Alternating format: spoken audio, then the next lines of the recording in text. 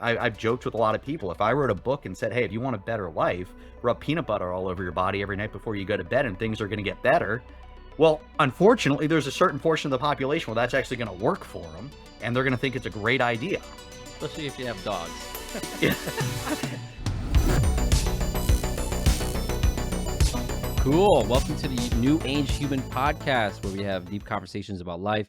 We question the norm, and all with the intent to thrive in the new age and try to figure out what's going on and how we can better ourselves, right? So I have a really cool guest today, Ray Ciafardini Jr., no relation to Houdini.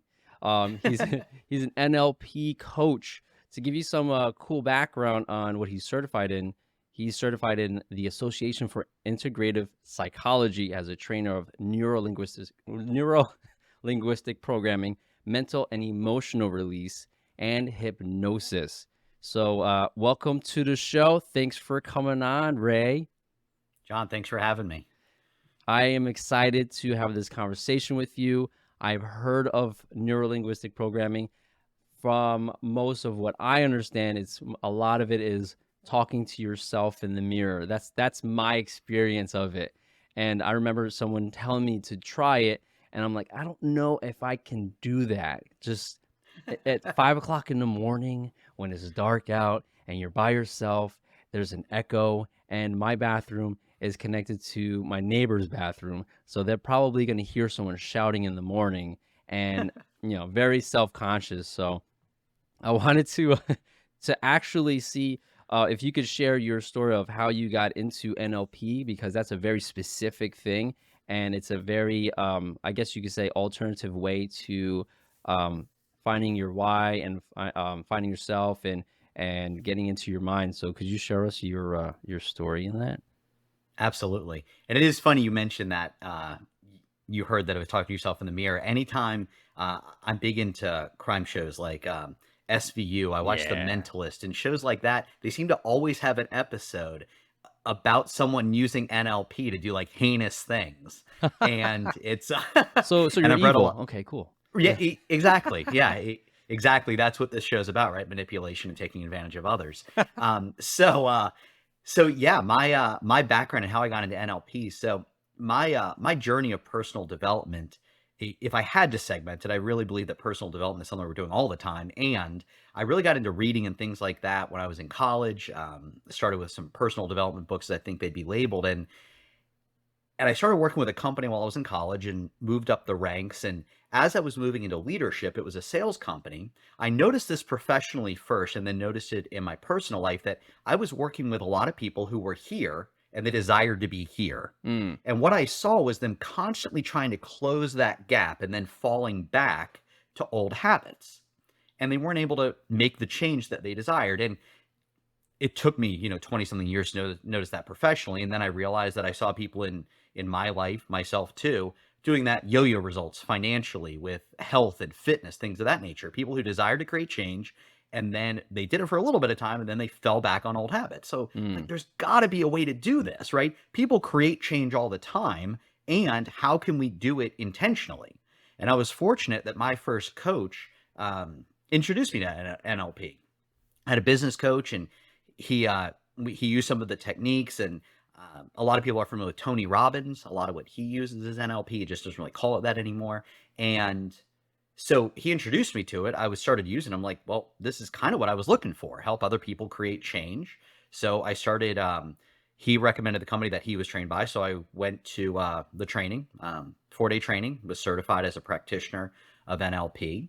A few years later, went back to become a master practitioner of NLP, Nice. mental and emotional release and hypnosis. And then a year later, went back and was certified as a trainer. So it all started because I recognized that people desire change. There weren't really practical tools to do it other than just waking up in the morning hoping for it. Right. And that didn't work for a lot of people. So I desired to have the tools that could do it. And NLP is a way, not the only way, and it's a way of creating that radical change that people desire. Okay, cool. Yeah, I know that change is a huge word right now, just because a lot of people had to pivot their careers because of having to work from home, because of this pandemic scare, and everybody was, cleaning their hands every 2 seconds and spraying their shoes before they come back in the house. And so, Sure. there's a lot of change that happened, and some people were successful at it, and some people weren't. And like you said, they go back to their ways. Um, I know that you've been doing this, and have you seen changes, dramatic changes, or what kind of changes have you seen for yourself personally in applying this? Because I know that usually when you see something that inspires you, you use it on yourself, and that usually fuels Yeah. just taking that on as a career. So I'm sure there's a story behind something and how that affected you. Yeah, and I think that for your audience who's familiar with NLP, I think it's important to share a definition here, because oftentimes when people think of NLP, Absolutely. they think of the techniques. They like, oh, well, I tried NLP and it didn't work, or I tried NLP and it did work. And on both sides of the spectrum, I think a lot of people think of NLP as a set of techniques. And I always go back to one of the co-creators, Richard Bandler. The definition that he put on NLP, or he said NLP is, it's an attitude and a methodology that leaves behind a trail of techniques. So I think when most people think of NLP, they think of that latter part. It's the techniques. It's the, you know, it, yes, it is how we communicate and things of that nature. It's using certain language and, their language patterns and whatnot. Sure.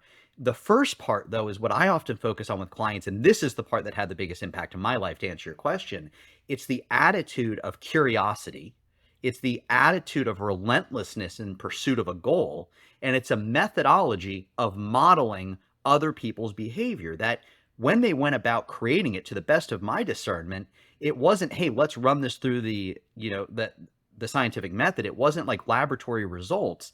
They asked the question, hey, if someone else can create this result, how can I model what they're doing to create a similar result? And so by virtue of that curiosity, by virtue of that methodology of modeling, well, they realized that there were some similarities, and they were able to distract that from what those people were doing, or extract that from what the people were doing to create the techniques. So sure, initially for me, it was the techniques. When I first, I learned something called a swish pattern. That was the first thing I learned. And that was Hmm. even prior to studying NLP. It was one of the things that my coach had me do. And I quit biting my nails. I think it was probably 2013, 2014. You know, yeah, my girlfriend was over, and I'm like, hey, I'm gonna go do this. I went to the bathroom just so I could be alone. Did the swish pattern and haven't bit my nail since. It took 5 minutes to get rid of it. That's Now nuts. it is right. It's something I've been doing for So you did 30 that something years. one time, or like it was a couple of times to do the swish pattern? Ran the pattern multiple times, and it took roughly, like I said, about 5 minutes to run the thing, and have That's bit my nail crazy. since. Well, so, and here's why I think that definition that um, Richard Bandler has around NLP is so important, because some people may say, well, I tried the swish pattern and I didn't get the same result as Ray. Cool. Well, let's get curious about that. Let's get relentless in the pursuit, and let's see what else is out there that can produce your desired result. We have a lot of different techniques. We just need to figure out what it is. We may need to, it may not be an NLP technique. Let's go find other people who have stopped biting their nails. Let's get rid of the idiosyncratic stuff, and let's model the behavior and the beliefs and the values that allowed them to create that change. Interesting. And so you're modeling successful behavior, and you're putting it into some type of quick routine to, like, I guess, program the subconscious, so to speak, right? Excellent. Yes. And one thing I will add to that is the behavior is important. And I'm sure people who, let's say, go to a conference for whatever field they're in, and they have successful people on stage giving them strategies to go out and be successful. Well, only a small portion of people who model strategies will achieve that same level of success. Now, it doesn't mean they won't get better. I mean, or I guess the question is, why doesn't everyone in the audience eventually achieve the same level of success? It's because behavior, the strategy, is only part of it. Knowing someone's values and what they believe. You can give me, for example, how you plan your time every week, and my time management may get better. If I don't value my time or think I'm worthy of achieving success the way you do, Mm. that strategy is only going to take me so far. Interesting. So if do you create like a profile and then based off that profile, because some people are more emotionally bound, some people are more technically bound, and I'm pretty sure that has a part in it, right? As far as like which techniques to approach. Am I kind of clear on that? Yes, and it's one thing that's great about some of or these tools is that it is very specific to the individual. And I'm often, and I realize in a short period of time I may not be able to um, articulate this well. So You have I'll say 5 it minutes. simply, and No, if I'm there are any kidding. Go questions, ahead. okay, yeah, Just yeah, if there are any kidding. questions, I'm happy to elaborate. That I don't often trust what people say. That there have been a lot of people that have said this through the years that if you want to know what people believe, watch what they do. You don't listen to what they say. I can say I value things all day long, and how I act practically in my life, that's what does it. So so if someone says, I'm these things, well, I need the evidence before we move forward. And through the process that I work with clients, that's we elicit those things and then make the changes based on what's actually showing up. We look for the patterns rather than just the story they're telling us. Speaking of patterns and Mhm. changing them, there's two things that came to mind. One is coming across people that have really bad habits from their parents. Someone trying to get out of a bad situation, and they're surrounded by reverse programming of the direction that they want to go to. Um, how does this help with that? Or is there any tips on a starting direction for someone like that? Because I could see people, especially nowadays, where there's a lot of strong opinions, politically, culture, everything. And you could find yourself in a position where a lot of people around you are just triggered by your belief structure. And that could be very daunting on your strive to be successful in just applying your knowledge and your passion towards the things you want to do. Do you have any advice for someone like that, or something they can do where you're familiar with that situation? Yes, and different strokes for different folks, right? Like again, it's finding what's going to work for them and being relentless in the pursuit of what it is they're looking to achieve. So we have something called the one of the models that I use is called the 5 principles of success. Okay. Okay. So first, knowing what you want, being clear on what it is you desire to have, right? And this is going to be a strategy. There's some other behind the scenes work that happens or that we can do to make this easier. And this is a model that I believe anyone can follow. So first you have to know what you want, right? Know what you want. Then you have to take action on it. You actually have to do something. Hmm. Then we have to have sensory acuity. That's an awareness and also an honesty of whether or not we're moving further from or closer toward our desired outcome. Mm. Now, behavioral flexibility, that's going to be the fourth one. And this is the one that if there's anything that someone takes away from this, if they can just implement this one, I think it makes a huge difference. Behavioral flexibility is about creating options for ourselves. That there's something called the law of requisite variety. And I'm paraphrasing here to put it in terms of what we're talking about, that the person with the most flexibility has the greatest influence over the system or the environment or what they're doing. So think of an ant, right? So if an ant comes up to something big, what's it going to try and do? It's going to try and move it. If it can't move it, it's going to try and go over it. If it can't go over it, it's going to go under it. It's going to try and go around it. If it can't do that, it may try and eat its way through it. If it can't do that, it'll go get some of its ant buddies to move it out of the way, right? So that idea of behavioral flexibility, it's, I believe, when people get stuck in, this is how I'm going to get to my desired outcome, and they're like, this is the only way I'm going to do it. And I know people who have just fallen on their pride, like, no, I said I was going to do it this way, Hmm. versus saying, hey, what I'm doing isn't working. What other options do I have? So if I see someone and then the fifth one, just to round that off, is operate with a psychology and physiology of excellence. So we could unpack that, and to give a brief meaning of that would be to do the best you can with the resources you have available. Mm. So this idea of behavioral flexibility, to answer your question, that if someone is in a situation and they are conscious of the fact that this isn't a great situation, because that's not always easy to do, it's to say, hey, what are the options that allow me to move forward, and coming up with the different options and trying them, giving them time to see if they work. And as we run that process, we can really make huge strides toward what we desire. And it's that awareness of if we're moving further from, closer to, and creating options for ourselves. So it's a simple structure, and I've seen it move just people in incredible ways.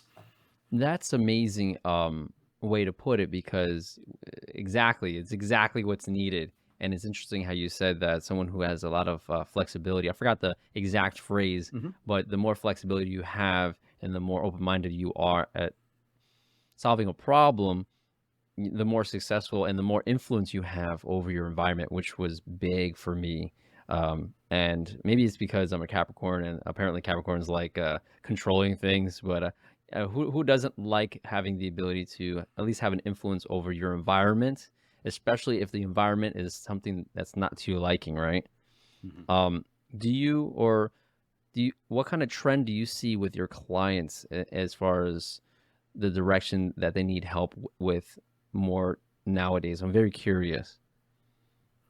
Yeah, that's a great question. So some challenges that I've seen in the personal development space, and I think that my opinions on this were formed exactly because of what you're asking, like because of the people that I've worked with. Mm, I feel that one challenge, and again, I'm going to work to stay in my lane here in the personal development space, is that people initially have a lack of direction. mm, That there are a lot of people out there that say, I want to level up in my job, or I want to level up in my fitness and nutrition. I want to level up in this. And when you ask them, what does level up mean? They don't have an answer. They just know they don't like where they are. mm, And so for a lot of people initially that I work with, one of the challenges is they know what they don't want. They aren't clear on what they do want in any area of life. And what that does is I call this move away from and move toward energy. That when we're setting goals, it's important to know what we're moving toward rather than what we're moving away from. Because if I say, for example, I don't want to be broke, well, I'm only going to do enough work to not be broke. I'm going to take a different type of job to not be broke than if my goal is to be affluent.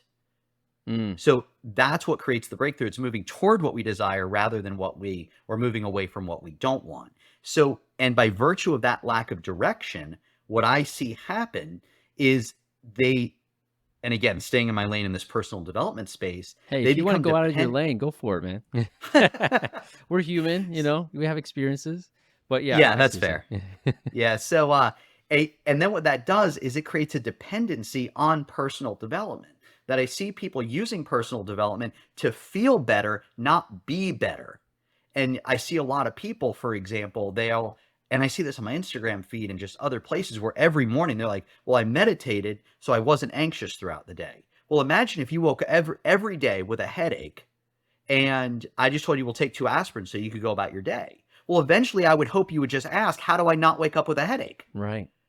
And by virtue of not by virtue, I believe, of just people trying to feel better, not be better, they don't attack that thing that's causing it. And I'm a big fan of going after the root. Let's get at the roots. So, it's like a weed, right? You don't just pull Mm-hmm. out the top, you pull out the whole thing. Let's Mm-hmm. handle it so you can move on. I don't want you wasting most of your day trying to feel better. I want you to go out there and do all the cool things that you desire to do. So one, it's lack of direction because they don't know what they want. And by virtue of that, they'll do anything. I mean, I've joked with a lot of people. If I wrote a book and said, hey, if you want a better life, rub peanut butter all over your body every night before you go to bed and things are going to get better.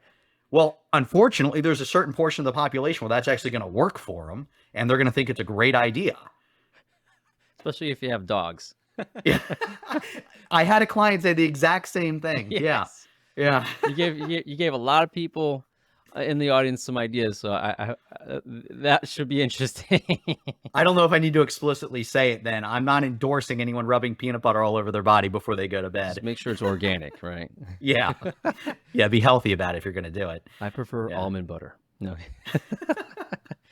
It's interesting. What do you think is the cause of people just not knowing their direction? What do you think is causing people to be in the vibration of running from instead of running towards? Two things come to mind, and these are my best guesses, right?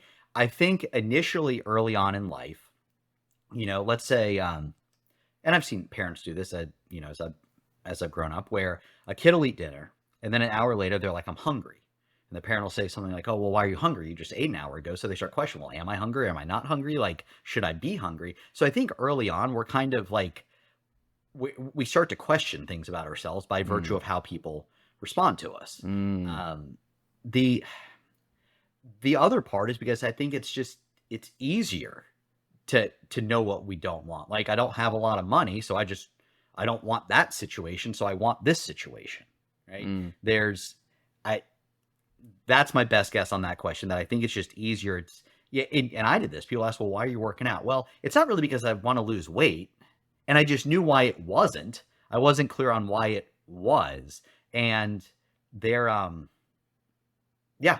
So I'd say that's a big part of it.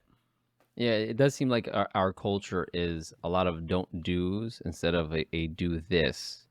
And to your point, yeah, I can see parents just not having the time because we're in this survival mode most of the time. And just I don't know, why are you hungry? Didn't you eat yesterday? Like just Yeah. just don't bother me. And it's interesting how that will be in the back of your head, and then as you get older, you need to reprogram it. And there's very few people that are even thinking about that because, like you said, uh, most of the solutions out there is a band-aid solution, and what you're providing is more of a uprooting and reprogram, I guess, right? Uprooting the bad and reprogramming the good. Um, Yeah. yeah. Is there any, I'm curious, you said biting nails. Is there any like really weird, like very weird habit that someone had that was preventing them from going forward? Like having to walk out the door, go back in the house like 3 times, like Tesla had like this obsession with threes, and he would have to turn turn on and off things 3 times, and like turn off the knob for the shower 3 times. Anything like that you saw that was very bizarre? I'm just very curious. So that I also work with people with phobias, and Mm, I think probably the most interesting phobia that I've worked. Now, I think all phobias are interesting, and this one I had never worked with before. I've worked with heights and things of yeah. that nature. Some of the ones that I think people can often relate to, and unless I have it in front of me, I can't pronounce it and I can explain it. It's the fear of patterns and like small holes, so like honeycombs and patterns like that, That's weird. and yeah, and I was running a group thing, and I said, "Hey, I'm happy to do a demo on someone," and this person volunteered, and that what was fascinating was the things that happened after the fact. There was a they messaged me after it, and like it was a week or two later. It was fairly recent, and they're like, "Yeah, on Dancing with the Stars, apparently someone had dressed up like Freddy Krueger, and there was some stuff on the screen, and like that pattern would have normally have freaked that person out, and it didn't." And then a later job that they got was being around things that would have normally done that. And so that was one that I had never worked with before. I didn't even know what it was until they said it. I had never heard of that phobia. So that was cool. And then, by virtue of how we get or how I get started with the client, there may be some things that get knocked out that I'm just not aware of because we do some pretty big stuff up front and specific stuff like that. That was a cool phobia to get rid of. Oh man, small holes and patterns. I'm like, isn't the world filled with small holes and patterns? Patterns. Yeah. Like, I can only imagine just walking down the street and seeing a crack and be like, "Oh my God, it's a small hole. I'm gonna, fall into it." And Yeah. I mean, I've heard stories of people on drugs like just flipping out, like hanging from a doorknob, door lock hole, like they were maybe like an inch tall, just hanging, Mhm. thinking they were gonna fall. So that reminds me of just weird experiences people may have. Yeah. So you said one of the things you're working on, or the techniques, is the 4 requisites for change. Did you already touch on that? Because I know we spoke about change, but I'm curious to see if you can maybe give some insight on that model. Because you said that was what changed your entire like that's what your entire practice is based off of. It seems pretty impactful. Yeah, it's now so yes, the 4 requisites for change, I'll explain very quickly what it is and then we can go into some details. So the 4 requisites for change: release work, create a compelling future, take action, maintain focus. Mm, Now, here's the thing about those four. The last three, Create a compelling future. We could call that goals of some sort. There's a little more detail that goes into it, the way that we develop this compelling future. So create a compelling future, take action, do something, and then maintain focus. That's maintaining focus on what you desire rather than what you don't want, like we talked about. So those three, anyone who's done anything recognizes that that makes sense, right? Set Yeah. goals, do something about it, maintain focus on the goal. Cool. That with NLP and MER, we have tools, and there are other tools out there, and these happen to be the ones that I believe that work most effectively and efficiently. The release work is what makes those last three easier. So the process of mental and emotional release, what this process does, or what this technique does, is it releases past negative emotional baggage, limiting beliefs, phobias, things of that nature. Mm. So when I talk about baggage, imagine that, you're 6 months old, you're sitting in your crib, it's time to feed you, so your parents take a toy from you, right? Whatever toy you're playing with. Well, your little 6-month-old body, you're mad, right? You don't have language for it. You're just mad that they took the toy. A lot of people often think babies are like upset, and they're really just mad. Like babies, like they've done like facial stuff on them. They're really just really mad, right? So you don't really do anything with that. You have this little, we'll say metaphorically, this little bag inside of you. You put that little instance of anger in there. Well, this keeps happening to where you have this bag of anger. We do release this through over time, and it's not as fast as we seem to accumulate it. So over time, you have this bag, it's getting bigger and bigger and bigger. So decades later, what happens? In the moment, you feel anger, something happens, and then this bag starts to rise up, and you feel a disproportionate or inappropriate amount of anger. Mm. So it's something small, right? It's someone, I think you used the word trigger earlier. So Mm-hmm. something may happen in the moment, and it triggers what feels like an automatic emotional response. There's a little more to it than that. And what happens? We feel something in the moment, and that bag comes up with that residual emotion: anger, sadness, fear, hurt, guilt, things like that. So what we do through this process initially is we empty out that bag. We get rid of those past negative emotional, the emotional baggage. We release limiting beliefs. We can use mental and emotional release for that. So the reason why this works and why that model works is because, yes, setting a goal is great. Taking action on it, great. Knowing what you or maintaining focus on it is great. If you put weights on a horse and tell it to run, it can only run as fast as it can run with the weights on it. You take those weights off, it can move faster. That's all we're doing at the start of the process. We release it at the unconscious level, not the conscious level. That's what NLP study was. How do we make changes that last? And learning, behavior, and change happens at the unconscious level. I'm not just having my clients wake up every morning saying nice things to themselves in the mirror for 10 years and hoping it works, right? We can create that change up front so they can go on, create goals that are compelling, that aren't encumbered by limiting beliefs and emotional baggage. That is interesting. Um, I'm glad we're doing this because for me, NLP was just a mirror thing. And I Mhm. think it's like that for a lot of people. So I'm glad we're able to expand on that and talk about specific things that you can do and techniques. And you mentioned MER, right? Mental emotional release. I think a lot of people are creating um, baggage as we speak, and they're going to need that in the coming years as well. And with every change, massive change with society, whether it be financially, whether it be um, politically, health wise, I'm sure people have a lot of baggage they hold on to.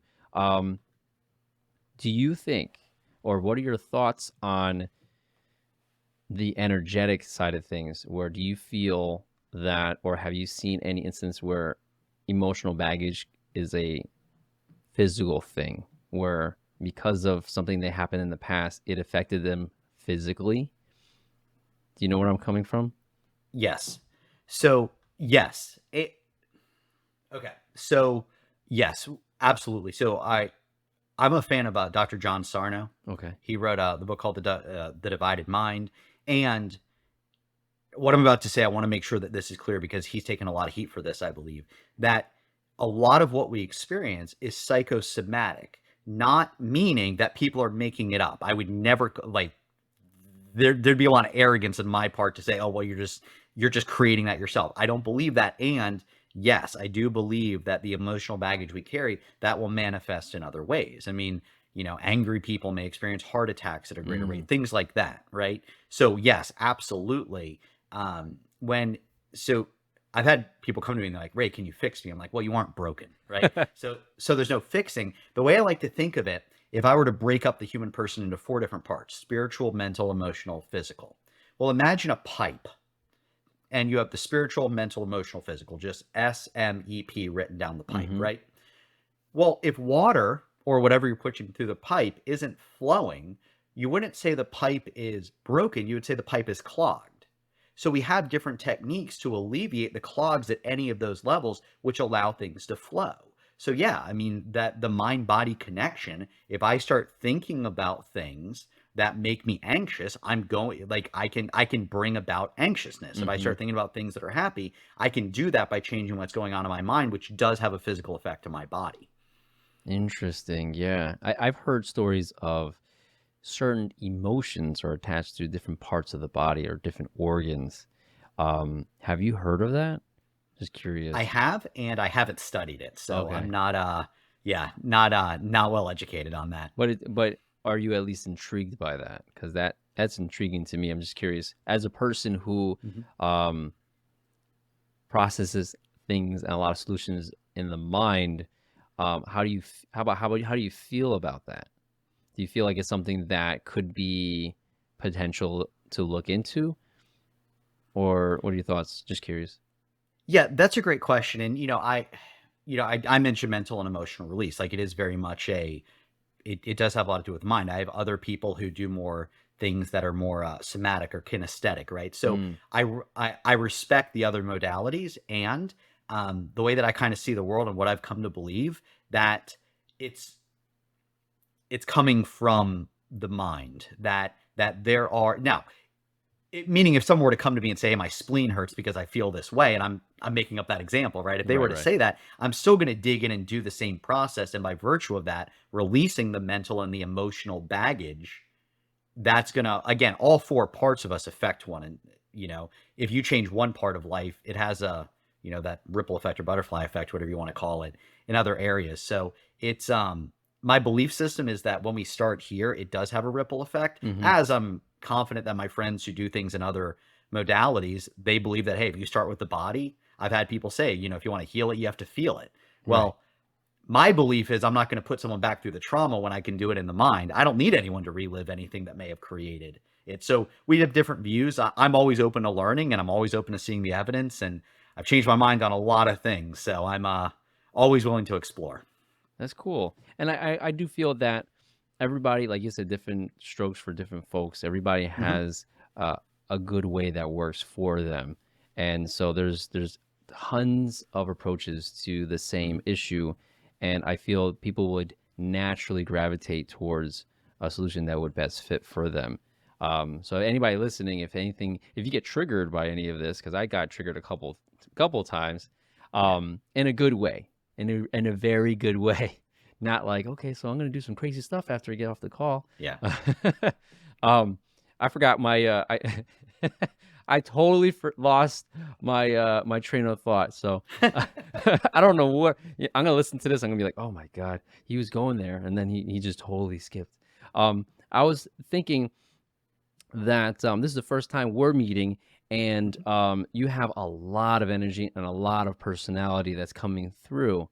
Um, and I know that you said that you got a lot of heat for posting something on Instagram after a long run and you didn't smile. You have a lot of Yeah. personality, and I know that that happens to a lot of us where maybe you're just trying to say, hey, you know what? I just went for a run.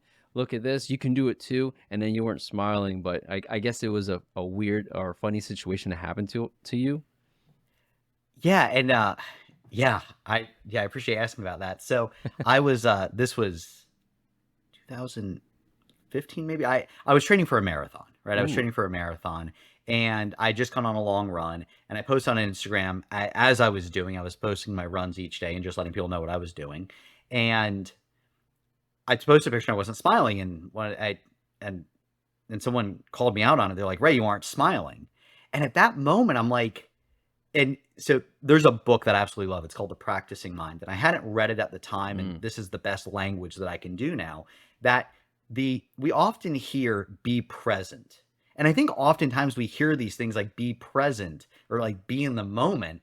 And no one actually knows what that means, right? Mm. I'm a huge fan of the Waking Up app by Sam Harris, and he teaches meditation on this app in a way that I'd never learned it before. And he says that most people, when they're meditating, they're just thinking with their eyes closed. Think. And right, Okay. like that's how people are, or many people meditate. So what I realized in that moment, I'm like, he's right. That all I was doing was I was running, and if you ever train for a marathon, I mean, some of those runs get upwards 18, 20 miles. That's nuts. That all I was doing was running to take that last step. Well, there were a lot of steps in between that I knew what my aim goal was, and more NLP language here, I guess. I knew what my aim goal was, and the end goals along the, please forgive me. I knew what my aim goal was to finish the marathon. Mm-hmm. The end goals along the way were those runs. And if all I'm doing is, if I'm going to train for months to only be able to cross the finish line, I'm going to lose a lot of time. So knowing what I wanted to finish the marathon was important.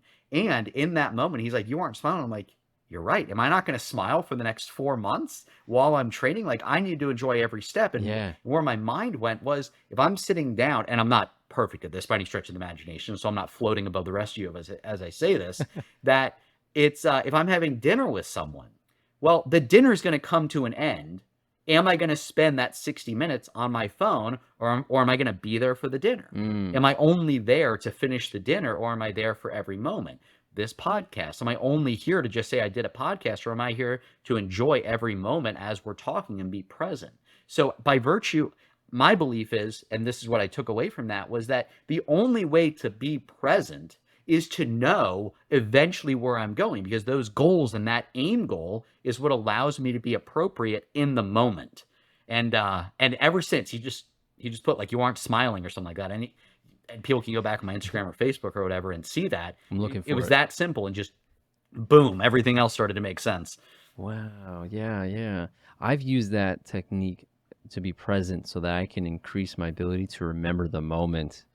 I went out of the country, and I haven't traveled like that until more recently. And I wanted to appreciate being in another country where I went to Ecuador, and I wanted to appreciate being surrounded by new people, a different culture, a different atmosphere.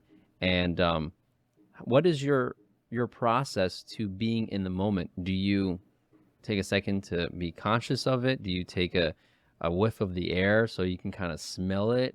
Like, I'm a sensory person, so I want to think back and remember what everything, the smell of the aroma of this food I never had before, and the view of the clouds passing by the mountain, and then just kind of like taking it in. How do you, like, what's your process to staying in the moment? Yeah, that's a great question. And I appreciate how you pointed out, like, the things that are important to you, right? That similarly, and it's setting my intention, that it's, again, does this happen all the time? No. And it's saying, hey, what's the end game here? Or what's the aim of this? If I'm going to sit down and watch a movie with my girlfriend, right? That's the thing. And I set the intention ahead of time. So I set the direction of what I'm looking to do. And I do have some techniques and strategies that put me in the moment. So, for example, I just got done running an event this weekend, and before each day, I have a song that I listen to. I've created an anchor to this song, or a trigger, or there's some other language you could wrap around that. I've created a song that I listen to that song, and it puts me in a certain state. And I have different things like that for different parts of my life. And so I get into the mental and emotional state necessary that, it's almost like knocking down dominoes. Once I knock down that first domino, the 100th is going to fall. Well, it's that first thing that puts me in motion to do that. Wow. And then there are, I have like a task list on my phone. So if I'm with my girlfriend and I think of something I need to do, I put it on my list really quick, so I don't have to like worry about, like, am I going to remember this in 90 minutes? So I have some other strategies, and I put myself in the mental and emotional state going into the event based on what the direction or the goal of that thing is. Okay. And I can see a lot of people being challenged with that. I am challenged with that. I do a similar thing where I'm like, I have a thought and I want to write it down before I forget, because my creativity just came out of nowheres, right? Right. And I think a cool thing with what you could help with was finding what that trigger or that anchor is for getting into that creative zone. So I can see a lot of creatives and entrepreneurs needing to set something up where they're like, okay, so I'm going to sit down and my intention is to get a lot of stuff done. Here's my song, here's my whole setup, and I know you can help with that. So that's pretty cool. And speaking in that, I know that there's a lot of people that are probably curious as far as like how they can reach you, what are you working on now? You just did an event. I know that you're working on a course, and go ahead and feel free to share where people can meet you, what you're working on, because I'm curious as well. Oh, I appreciate that. So my website is mycoachray.com. That's the name of the company, My Coach Ray. My name, which you'll see on the podcast, Ray Ciafardini Jr. If you Google Ray Ciafardini Jr., a lot of my stuff's going to come up. It'll be very obvious which one's me and which one's my dad. Right? So you'll see the junior. That's why that's on there. So mycoachray.com, that'll take you my website. It's got Uncommon Growth. That's a community that I run. That's the thing that I'm most passionate about right now. And initially when I started my practice, I was working with people individually and taking them through the 4 requisites for change. It was awesome.